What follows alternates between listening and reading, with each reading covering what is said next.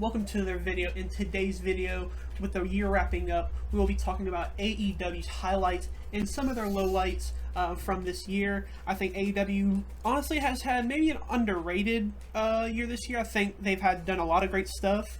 However, there's been some shining things, and I feel like the PR that AEW gets sometimes gets the short end of the stick. But I think overall, with the product they give us on a week-in basis and pay-per-views, it's one of the best. I think it's been fantastic.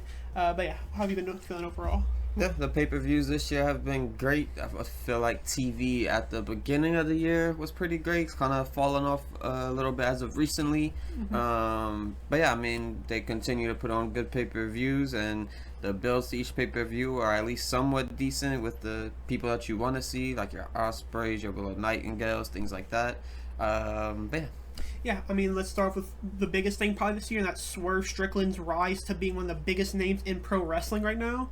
I know last year he was getting to the top, but this year I think it has to be his best year so far in wrestling, just doing some of his best work, some of his best feuds, and just consistently being there on TV, which I think is really important for AEW to have that face always there. And yeah, he's been absolutely fantastic. Yeah, he starts off the year defeating Samoa Joe and Hangman Adam Page in a triple threat match, wins the world title. We all know the feud and the history between Swerve and Adam Page at this point. They had a long feud, long build with the house burning, all of that situation. Then you see him go against Bryan Danielson and kind of almost retire him, I guess you could say, because it was a retire or win the belt match, basically. Then after that, we're kind of leading into the Bobby Lashley stuff that we're in now.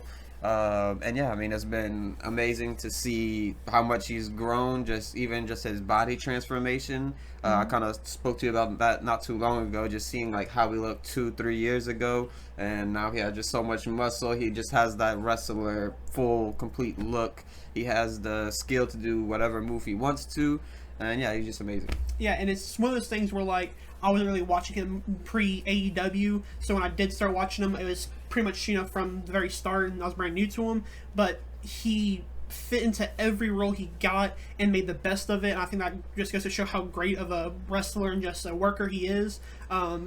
Started as a tag team wrestler, goes on, plays his role, builds up, and just kept making things work and just doing the best he can, and just went from one of just a good wrestler to arguably one of the best wrestlers today, which I think just says a lot about him. Yeah, and there's the feud with him and Hangman Adam Page. That's like the biggest talking point of the year, pretty much with AEW in general, not just Swerve and Adam Page. Just out of all their storylines, probably the best one. We have another topic that's coming up after this, and maybe you could argue that one, but I would personally argue that this is the best AEW feud with Swerve and Adam Page. That never kind of officially ended. Obviously, whenever he won the steel cage match, he kind of won. That kind of ended it there. But they did have like another face-off where you could tell Swerve isn't really done yet. So there will be a revisit of that in the future for sure. Yeah, I mean, let's talk about it. I mean, Swerve has Swerve and Adam Page. I feel like they're going to be one of those pairings where for their forever future, they will be tied with each other, and I can't wait for that, because I mean, every match they've had this year and previous years have always been fantastic. But going back to just like the promos into that all-out match, in the unsanctioned steel cage, just the emotion that you can see both men having with each other was just, it felt real, that they really hated each other, and then just the cinematic of Hangman burning down the house of Swerve is just so insane, and is like something that's probably gonna be burning my head for quite a while, because we have seen burning houses or burning buildings in wrestling. However, this felt different and even bigger than anything ever. But yeah, I think that has been great. But I think another big talking point is how good the top women have been this year. I think we can kind of start off with Mariah May and Toni Storm, similarly to Swerve and Hangman, where they had a very good storyline, which really helped the division, I think, a lot. And Mariah May having a phenomenal first year in AEW. Yeah, she debuted this year as far as an in-ring talent, and she's already a world champion. There's people who's been on the AEW roster since the beginning who hasn't touched that accomplishment yet.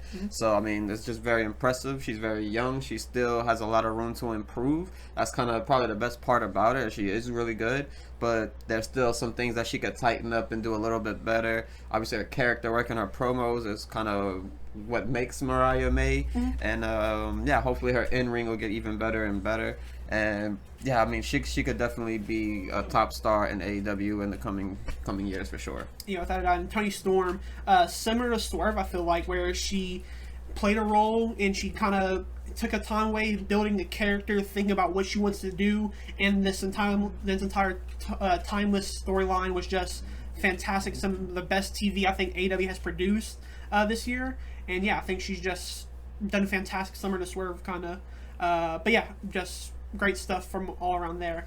But let's kind of talk about the debuts we had this year. And that's Will Ospreay, Mercedes Moné, Okada, Ricochet, Bobby Lashley.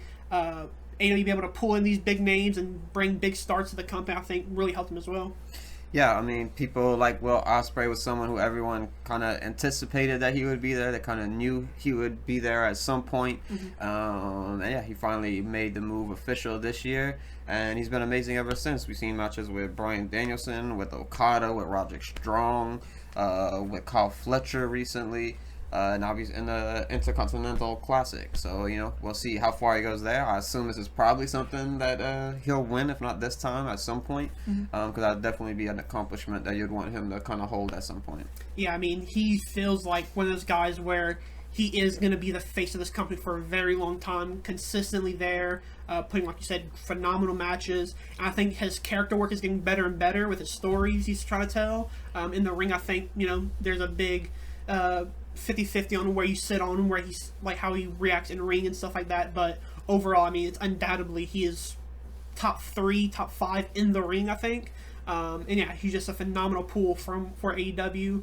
And Mercedes Moné bringing the star power name to the company, I think was phenomenal for the women's division to help other names maybe get more mainstream type of attention. So that was really good as well. Yeah, Mercedes, she hasn't really fully impressed me. I will definitely say, to like kind of preface this, is I had very high expectations for her. So, you know, that's kind of partially my fault why she hasn't met my expectations, because they were so high. But, you know, she had an amazing match versus Stephanie Vaquer. Now she had an amazing match versus Chris Statlander. Her first match versus Willow was great. All the others, you know, it's kind of whatever matches. You know, some people like them more than others. But yeah, hopefully with more time she could elevate some more people like she did a Chris Statlander and Willow, because they kind of feel like they're just the top of the division. They seem like they're on level with Mercedes at certain points.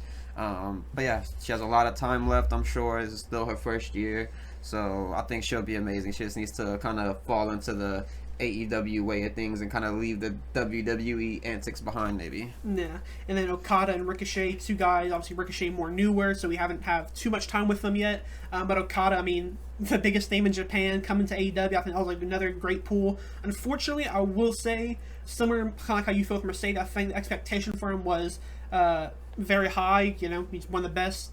So to see him kind of being not a mid card, I'd say, but like a high level mid carder.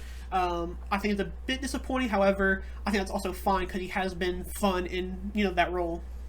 And then Ricochet as well. I think he, like I said, still early on in his run, so definitely just needs time, I think. Yeah, I think, like you say, he just needs more time to kind of develop who he is as a character over there. I think that was kind of his main problem in WWE as well, is we knew he was good in ring. But can you help the build to a match? Can you cut the promos? Can you, you know, just do the like little small things that kind of matter to help build matches? And, you know, I think he does have it, but like you said, I think he just needs more time to find it. Yeah. And another debut we can start talking about is Bobby Lashley in the Hurt Syndicate, which could end up being one of the bigger signings for AEW, one of like the more impactful signings, because there's not many guys like a Bobby Lashley, and there's not many managers like MVP who... I think he's transitioned to that role phenomenally. Even in WWE, I think he was doing good stuff with it. But I think now in AEW, having just more, you know, like free ability to, you know, do what he wants, I think is really going to help him. And Bobby, I think, he's just is a megastar, just has the look of a megastar, and I think could really be a key player for AEW. Yeah, the only person who has like the Bobby Lashley sort of aura to him is like a Brock Lesnar. That's literally the only one. Obviously, Brock's another level up, but yeah, those are the only two people I see, and I'm just like, they're just too big and like monstrous humans to not be seen as that on wrestling TV. So yeah, Bobby's been amazing. Shelton has been amazing. MVP is probably doing some of his best promo work that he's ever done. Just the faces he makes, the things he says. He's just amazing. Doing great things in AEW, and I'm definitely gonna hope to continue seeing that because they've been great. They're just starting, so there's a lot more room to kind of add people like a Mercedes Moné potentially. So there's a lot of cool things you could do with this group. Yeah, and another thing we can talk about is Bryan Danielson's final full-time career year in wrestling. Throughout that entire year, he's kind of had a lot of dream matches or matches that he would have never gotten besides, this year. And I think it's been a really fun. And then obviously ending his career now, or his full-time career with the BCC, them turning on him in a very dramatic and shocking way that I think we haven't seen in pro wrestling, at least in quite a while. With Moxley and Claudio and Pac just turning on him and choking him out, suffocating him, was some crazy visuals. Yeah, the whole Moxley and the Death Riders thing in general has been pretty good. I have been enjoying it, and the whole point of Bryan Danielson retiring was to help put that over and get that over. So I really hope that the Death Riders thing really pays off and it becomes this big thing, and the ending to it will be amazing, because basically Bryan Danielson let his career go off the edge because he wanted Moxley to kind of get this thing over, whatever it is. We haven't fully seen it develop yet, but yeah, the fact that Danielson kind of won the belts, so kind of, I wouldn't say suddenly, but he won it off of Swerve at All Out, then he loses it just 2 months later, and then retires on top of it. So I mean, it's not a full retirement. Always have to say that he said his full-time in-ring career, so that does mean he'll likely have matches, here and there against people that he really wants to. But I mean, essentially, it is going to be a retirement for him, and he probably does deserve it. He's been banged up for such a long time now. So yeah, hopefully this whole retirement thing really helps Jon Moxley out and kind of makes him the face of the company, like fully, you know what I mean? And another retirement we can talk about is obviously Sting, an icon in the business, a guy who's been going on for 40 years, 50 years potentially. But yeah, I mean, an icon in the business, has the final match with Darby versus the Young Bucks, in what was one of his best matches, obviously probably best match in AEW, and it's probably one of his best matches in just his entire career, really. Yeah, just the moment of him retiring and just having that feel-good moment at the end of the match, that was definitely the best part. Him and Darby just kind of worked well together, because Darby was like very shy and all of that at first, and he was kind of staying to himself in the locker room and all that, and that's kind of why Sting kind of came up with him to kind of help him grow out of that and just be a better person, I guess, whatever, better wrestler, whatever. But yeah, just Sting, he's a legend. He deserved everything that he got. He's just recently signed a new deal, like a Legends kind of deal with AEW, so that's very good for him that he's kind of just has that love, that like legend love from everybody in the wrestling community in general, from the wrestlers themselves and to the fans. Everyone kind of recognizes how great Sting was. Yeah, and he's one of those guys that obviously in pro wrestling there's a lot of wrestlers with a lot of controversies, but at least from what I understand, Sting is one of those guys who has been able to stay away from that and is just, like you said, just a well-respected guy in the locker room and kind of plays a good legend role. Unfortunately, AEW has had a few interesting decisions this year. I think the biggest one was the All-In footage between CM Punk and Jack Perry. Obviously, this is a kind of watered out topic now, but it's something that is, I think, worth talking about, just because obviously the question just, was it worth it for AEW to even show it, and what has it really done for Jack Perry? Yeah, I mean, from everything we've heard from Punk and his interviews and everything else in between, he's kind of basically said exactly what happened in the video. Maybe not word for word, but practically it was very close to what Punk said to what actually happened. And yeah, I don't think it. I think in the moment it might have helped Jack Perry, like in the direct moment after it, because he did seem like he had like a little bit more heat behind him. He was getting all the CM Punk chants. He was getting booed. He was doing all that. He became a champion. But since he became champion, and basically ever since the Darby Allin match at All Out or All In, whichever one it was, ever since then it kind of lost all of that, and it didn't really matter anymore. So I would say I don't think showing the footage was a good idea necessarily, because it didn't help him the way you thought it would. Yeah, I think what really, I think for this to, in the end, really work, he needs something big to happen to for this not to be the biggest thing in his career. Because right now, unfortunately, I would say his biggest accomplishment is just being talked about the most in those few weeks during All Out, and then this year when the footage got released. He is a bigger name, I'd say. He's, has definitely gained more attention on the name. However, he will forever be known as the guy that CM Punk hit in one of the worst backstage fights we've ever seen in pro wrestling. Yeah. And on unfortunate news, we also had some contract issues between a few wrestlers in AEW, that being Ricky Starks, Ray Phoenix, and Danhausen, all for different reasons. But this has kind of been an obvious thing that AEW is wrong on, and I think I'm glad the community agrees that this is pretty wrong.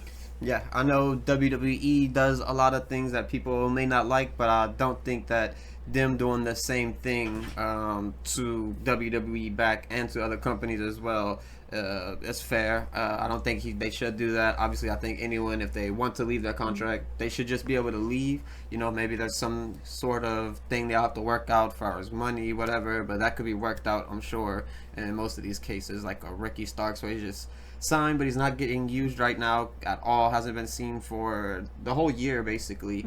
And yeah, it's just kind of a shame. Obviously, there's rumors of him wanting to go to WWE. That has been him at WrestleMania and at the Royal Rumble, so probably has something to do with that. Nothing is, confirmed as far as Ricky Starks, but just kind of a weird one. And same thing with Danhausen, just a fan favorite who no one really knows exactly what happened, but he just hasn't been getting used.